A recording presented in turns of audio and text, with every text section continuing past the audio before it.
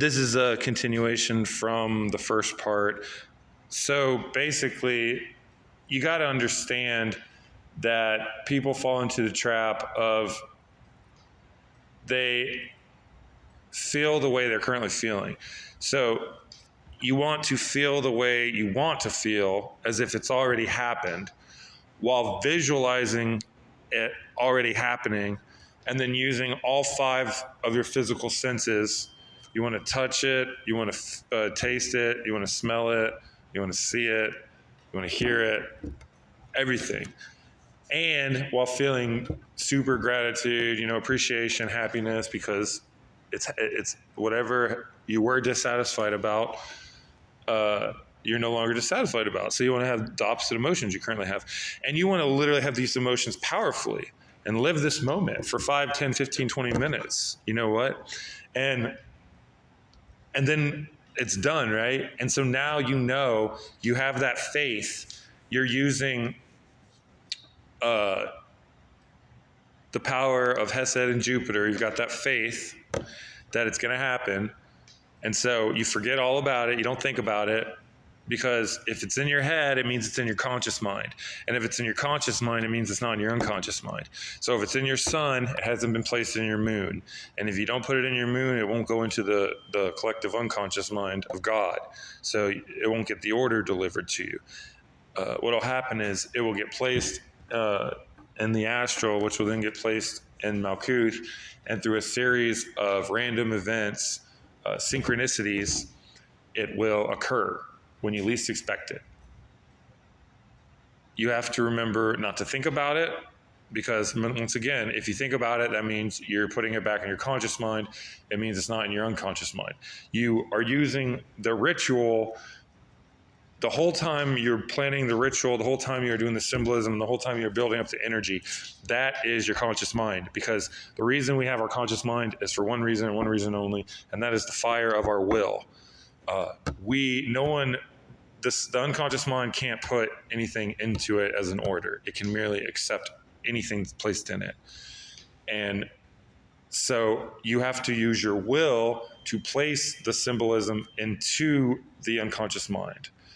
When you do that, the unconscious mind then cooks it and gives birth to the new reality that you've already observed in your astral mind while you were visualizing and having the emotions while experiencing it. So that, in a sense, is magic. That is the visualization of Hod mixed with all the emotions that you're going to have because of how happy and gratified you're going to be, because this is what... I'll give you an example. I'm being too vague. Let's say you want a car, right? You don't have a car. It sucks, right? You don't have a car. You can't drive anywhere. You can't go anywhere. So the first thing you're going to want to do is you're going to want to envision you have a car. And everything that you dislike about not having a car, you now have those things. So you're super happy about it. And you can drive there. You can remember putting your hand out the window and feeling the air, running against your arm, and hearing the horns, from the traffic, which you used to hate, but now you just love it because, it means you're in a car and they're in a car and everybody's in a car and we're all driving.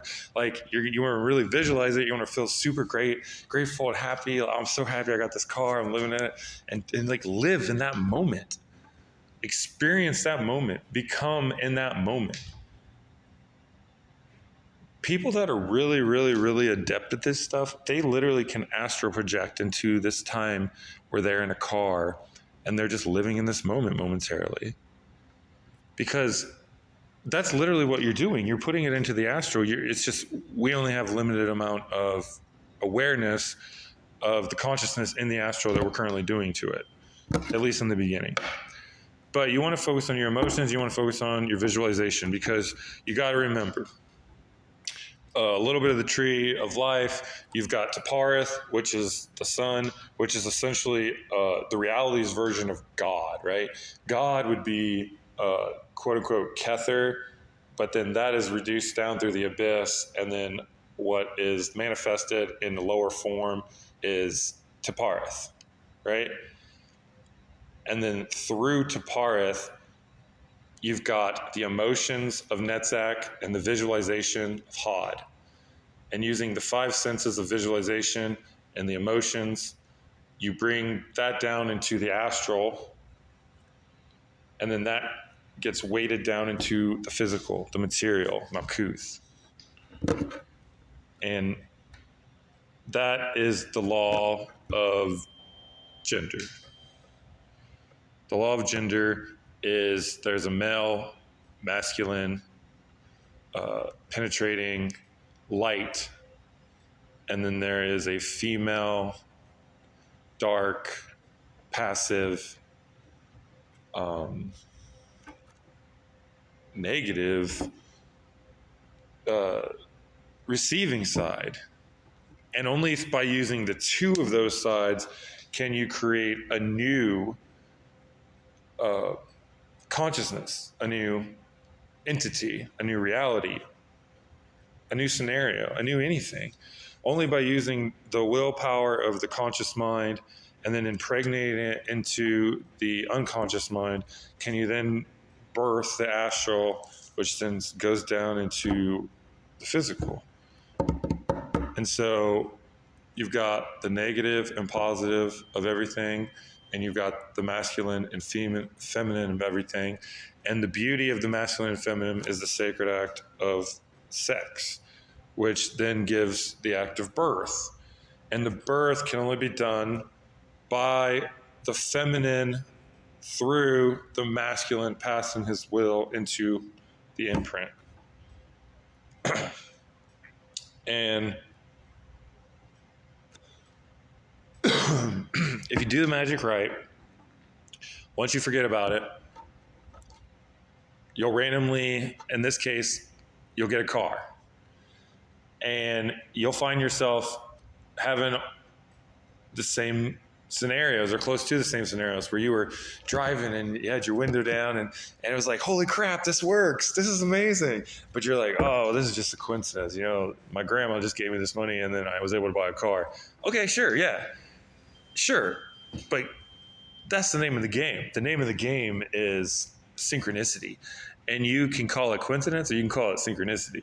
And coincidence is when you disconnect the cause of everything and you're just saying it's caused by random chance. Whereas synchronicity is it's almost the same exact definition, except the cause is the interconnectedness of everything. And you basically used that and altered your reality using sacred laws. And all magic is a coincidence. And sure, it's an easy reason why you got a car, but the fact of the matter is you didn't have a car. And then you did this magic, and then you use the male and female, and now you have a car. And so now your faith has been strengthened. Now you have reason to believe it'll work even more next time.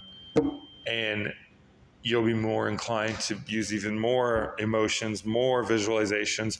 And then you'll realize that through the law of vibration, nothing is really standing still, not even our reality. It's just moving at such a slow pace, but it is still moving. And once you get that realization that it's moving, you'll realize you can change it.